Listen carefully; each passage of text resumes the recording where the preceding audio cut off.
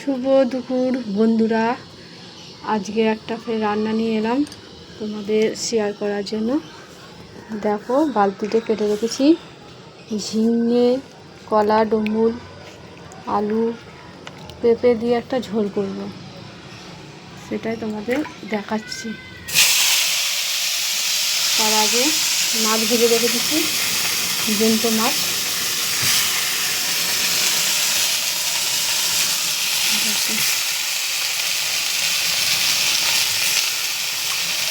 ডুমুর গাছ থেকে পেরেছিলাম সকালবেলায়, আমাদের গাছ আছে, গাছ থেকে পেরেছিলাম।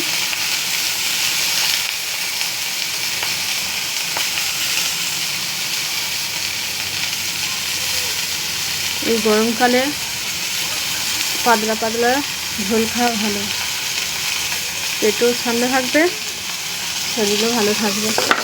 এই জন্যে আজকে ভাবলাম একটু ঝোল করি।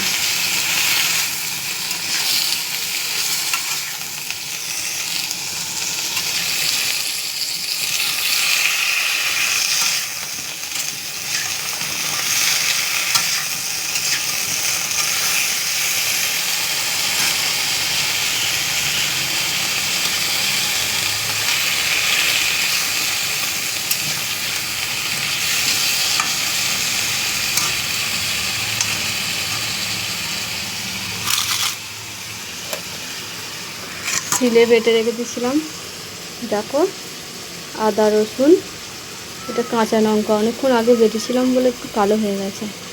কাঁচা লঙ্কা, আদা রসুন একসাথে পেশা আছে, মানে বাটা আছে। আর এটা হচ্ছে পেঁয়াজ বাটা। বন্ধুরা, যখন ঝোল করবে না, একটু পেঁয়াজ বাটা দেবে, পেঁয়াজ গোটা দেবে না, গোটা দিলে ঝোলটা মানে জল কেটে যাবে, ঠিক আছে? বেটে দিলে টেস্ট পাওয়া যাবে। তো আমরা সবসময় বেটেই খাই, দেখতে পাচ্ছ আমাদের শিল আছে, শিল নোড়ায়, আমার শাশুড়ি মায়ের শিল নোড়ায়, আমার শাশুড়ি মায়েরও বেটে খায় আর আমরাও বেটে খাই। তো তোমরা ভাববে যে ভিডিও বানানোর জন্যে বা মানে দেখাচ্ছে না, ওটা নয়, আমরা কিন্তু সবসময় শিলে বেটে খাই। আদা রসুনটা তো লঙ্কা এমনি বেটেই খাই, তো পেঁয়াজটা সবসময় বাটা হয় না, পেঁয়াজটা যখন ঝোল ঝোল করা হয় তখন আমি বাটি, ঠিক আছে? তোমরা কী করো সেটা আমাকে অবশ্যই জানাবে, ঠিক আছে? তো এবার পেঁয়াজটাকে আমি এবার দিয়ে দিলাম, পেঁয়াজ বাটা দিলাম।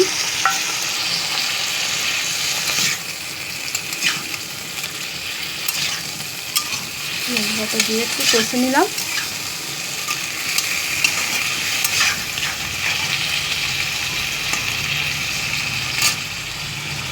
তারপর আদা রসুনের বাটাটা দিয়ে দিলাম।